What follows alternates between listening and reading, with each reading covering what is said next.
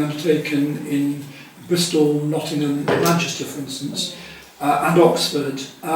There have been analyses which have shown the per capita carbon emissions currently, past reductions, and presumably this will all be factored in as we achieve future reductions.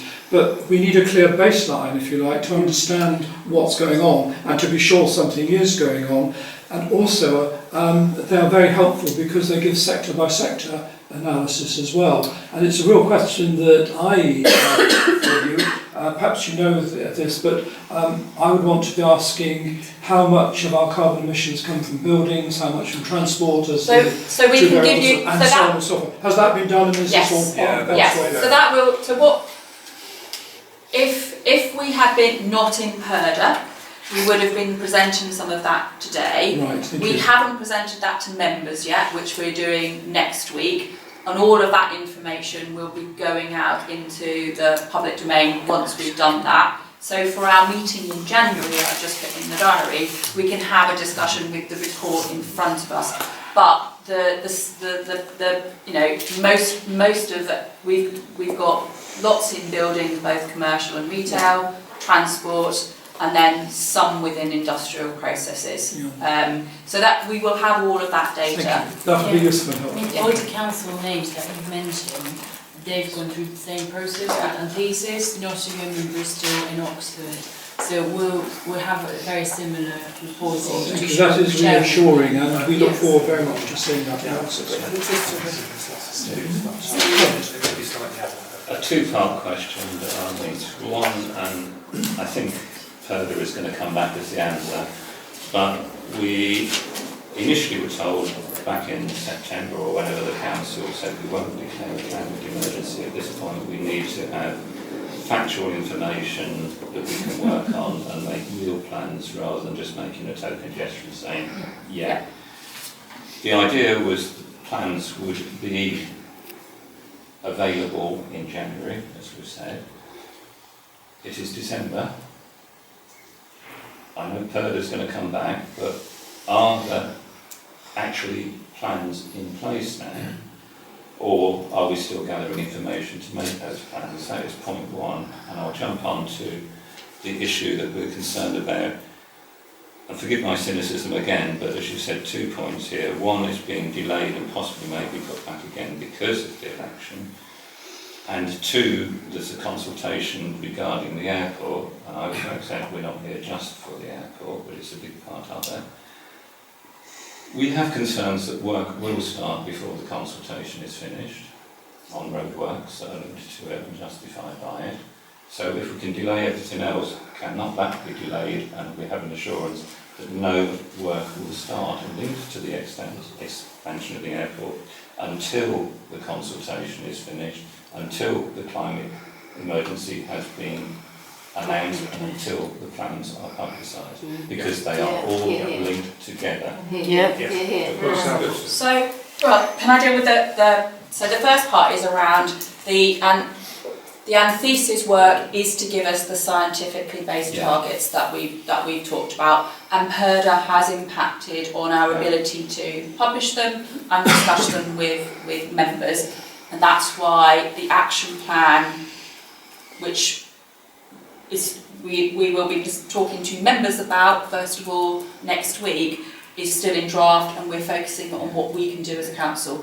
Actually, our actual direct footprint of our activity is relatively small, but as David's paper outlines, we've got that influencing, influencing role in supporting the community activity. That is actually a much bigger piece of that work. But we need to have been involved with the community in coming up with those ideas. There's no point in us just coming up with lots of ideas that we think are good if they haven't either come up from the community or been discussed, because that isn't what we're doing. So that part has been delayed. I agree with, because you're also linking to your portfolio of poverty, and we know looking worldwide, we can't separate out what we're trying to do from poverty, because it's the poorest who normally get hit, and we've had riots and governments overthrown elsewhere because it's the poor who are hit first. and the rich who have control are still saying, oh, still not our problem. So we have to keep them together, agreed. So in terms of Century Park and Century Park Access Road, that project is to deliver the enterprise zone, which is to create jobs and employment in Luton. So that sits in my portfolio, and I've been working on trying to get that enterprise zone delivered over a long period of time, because it supports some of the sectors that are important to Luton. And that's what the original project was about. I think it's now got, so it has got into the discussion about how that's linked into the DCO. But fundamentally, that is about, the original project was about creating jobs and employment in Luton. And that's the part of the project that we still need to deliver. The decision on expansion of the airport is a yet to be made decision, which is going to the planning inspectorate. That won't be made locally. Yeah, isn't the enabler the road? If you don't have the road, you can't have the expansion. Yeah. The enabler is for other forms of development. So if we wanted to have the rest of the employment as it was really originally envisaged, we would still need the access road for that. Okay, I will accept your argument in there, but I would still question, and it still comes back to, if we go through the airport consultation, I'm sorry getting a bit pedantic on terminology, we're justifying a need for expansion rather than a choice to expand. And it still falls within the remit of what we're looking at, of the environmental damage of doing the building, the increasing the transport. We accept there may be financial gains, but the whole point of what we're saying, that is what has driven us to the point of extinction.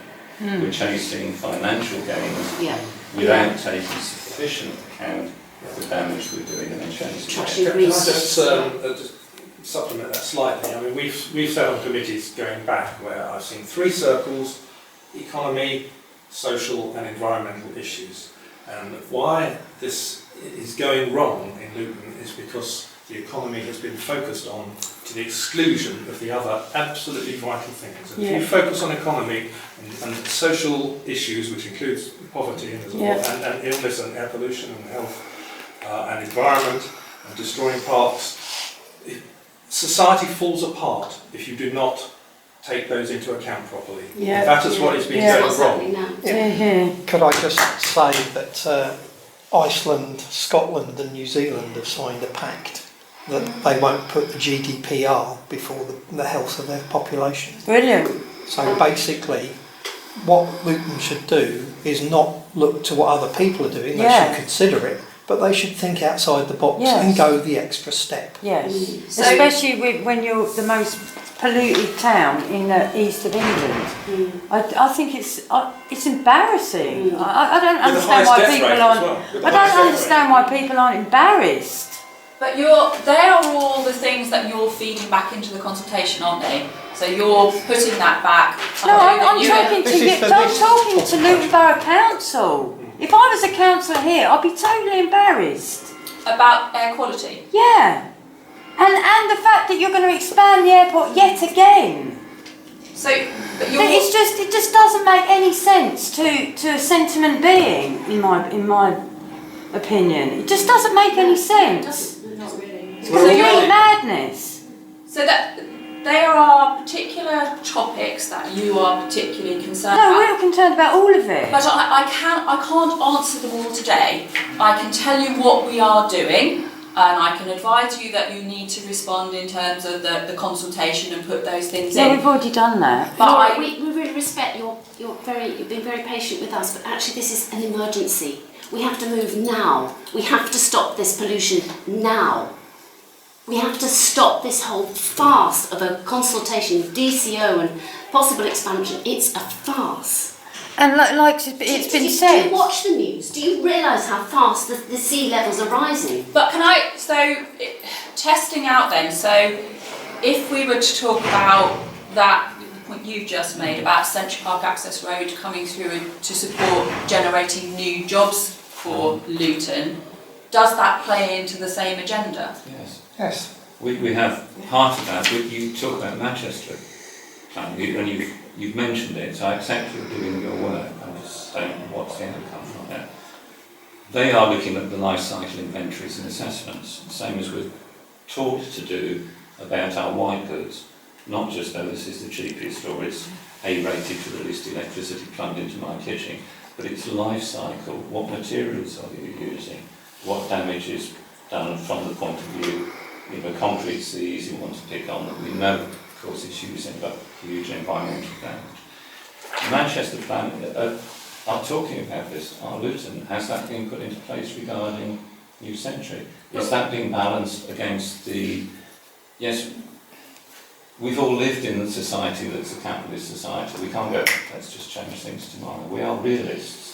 But what we're saying is look realistically at the damage we're doing. Yeah. So For the cost. we're beginning that work to start the debate. So some of the antithesis work has been looking at, if you want to meet the trajectory, you're going to have to take some really big decisions. Some really big decisions that are, you know, will require changes in legislation. So there are some big things where we will also have to do. All of the building regulations are set by legislation to not expand an airport. But I think linking the two... That's one thing. If you wanted to say, if you want to have it that... Yeah, that's one thing you buildings- could do now, today, isn't it? But that's there. I'm not talking about a road, building a road. Yeah, I'm talking about expanding an airport. But that's part of a consultation that you're. And it's part of killing killing the I- children that live in Luton. That's what it's part And you of. may feel that this is ducking the argument, but that's a session, that's a discussion that you've got to have with the councillors around that piece of work. I won't be there though because I'd get too cross. Putting it in as simple as I can. We seem around the table seem to be accepting that there is an issue. You are rightly saying we are addressing this and we're looking at the information. And what we're asking is that people do not say all of that, but act before they've got the information. And that you're saying, oh yes, we're looking But at the decision on any expansion of the airport is some No, time sorry, away. yeah, not that. Yeah. The road through it. Yes. Yeah, the road through Wigmore Park. Can I just... You gave yourselves permission in March, didn't you? But local authorities can give themselves planning permission, so that's a separate issue. So I've been trying to discuss this week with the planning officer further around this permission that was granted in April, because I was at the meeting. I raised the point, and it still stands, that the total land area for the road is above the threshold of a major development, and it falls within the threshold of an NSIP. That's a nationally significant infrastructure project, according to the Planning Act.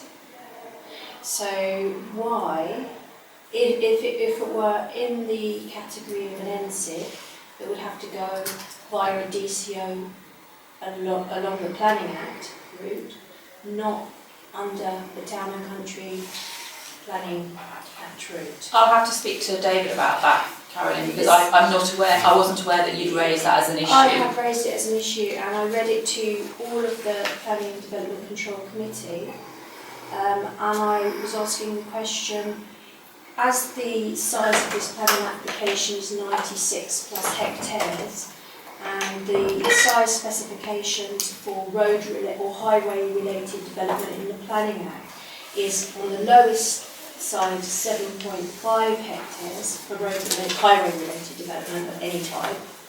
If it's dual carriageway related, I think it's 12 point, have it here. Highway related development, yeah. If it's any highway, any type, it's 7.5 hectares. If it's a construction of a highway other than motorway, where speed limit is expected to be 50 miles per hour or greater, well, I don't know if that would be the case on that type of road. It's dual carriageway, but dual carriageway standard speed limit, I guess, is 50. So it could, anyway, it's 12.5 hectares. Now the order that we've looked at the land size for the road, and it's 14.8 hectares, the Central Park access road. That's above that threshold, and it is highway related, so it falls under NSIP. So that means that it can't be decided without a strategic environmental impact assessment being done on it. It hasn't been done because it was put in as a major development only to rush through. So all I can do is speak to David about how he's responding to you on that. It's not just Caroline, I fully support her point. It appears to be absolutely spot on, national planning guidance, and I don't think the Century Park development should have been passed on that basis. No.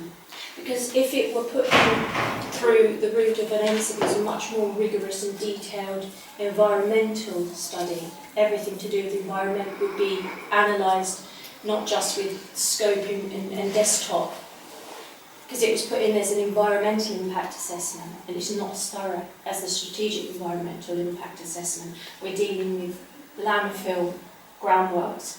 We've been told some of the digging is going to be started in as early as January. All they have to do is dig one little hole and then fill it in again, and they can claim we've started. And that would mean, well, we've passed our planning permission, we've gone past the 6 weeks for judicial review challenge. It hasn't been issued yet, has it? The actual decision hasn't been issued yet because the Section 106 isn't signed.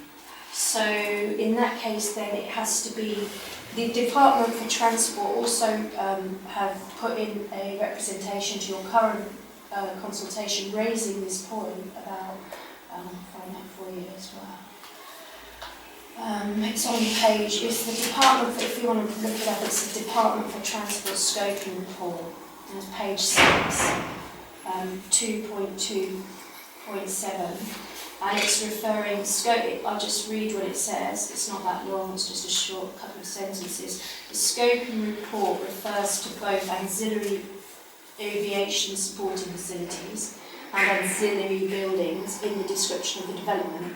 And then this is the important part, the applicant should clearly define in the draft DCO which elements of the proposed development are integral to the NSIP and which are ancillary matters. So it's sort of saying that you haven't clearly defined what the ancillary to be started early supporting works is. Anyway, it goes on to say, any proposed works and or infrastructure identified as ancillary to the proposed development should be assessed as part of an integrated approach to the environmental assessment. Then the second point I picked out from that scoping report was on page 12, 3.2.2, and it says the inspectorate considers that where a DCO application includes works described as associated development that could themselves be defined as an improvement of a highway. Well, yes, that's for sure, because we're constructing 2 roads across the park and ultimately making a link road attached to an existing road. The applicant should ensure that the ES accompanying that application distinguishes between effects that primarily derive from the integral works which form the proposed or part of the proposed NSIP, and those that primarily derive from the works described as associated development. And this is where the last sentence agrees with what I'm saying. It says this could be presented in a suitably compiled summary table. This will have the benefit of giving greater confidence to the inspectorate, in other words, they're lacking confidence at the current time, that what is proposed is not in fact an additional NSIP defined in accordance with Section 22 of the Planning Act 2008, and that was what I read to the Council of Planning Act. So that's the scoping report for CPAR or for the DCO? No, for your current DCO. They're asking for more clarification on your associated auxiliary development, and they want a table showing exactly what is included in each, because they're questioning that it could be in and of itself an additional NSIP, which in my opinion it is. Because according to just the size of your highway-related development in the C Park one that's already been passed, albeit not signed off yet, has been passed and scrutiny. I read this to them in the meeting. The size fits a different category entirely to the one that you're measuring under. So what I can do, Caroline, is speak to David about how he's responding to you that, or whether he's come to the same view or a different view. Well, I'll write to him as well and summarise those items. But what if David, because I raised this with Andrew Walters from GL Hearn at the consultation, he overheard me talking about this and mentioning David Gertler's